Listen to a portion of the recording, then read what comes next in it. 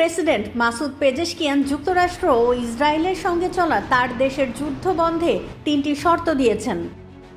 ইরানের প্রেসিডেন্ট বলেছেন, যুক্তরাষ্ট্র ও ইসরায়েলের সঙ্গে চলমান সংঘাত থামাতে হলে ইরানের ন্যায্য অধিকার স্বীকার করতে হবে, যুদ্ধের ক্ষতিপূরণ দিতে হবে এবং ভবিষ্যতে আর কোনো হামলা না করার আন্তর্জাতিক নিশ্চয়তা দিতে হবে। তিনি বলেন, এ বিষয়ে তিনি রাশিয়া ও পাকিস্তানের নেতাদের সঙ্গে কথা বলেছেন।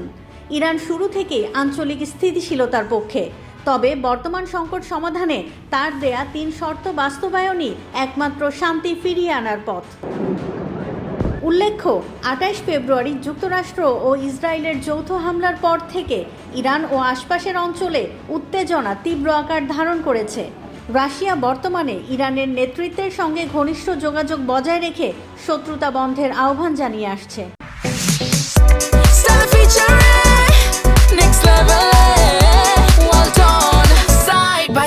Free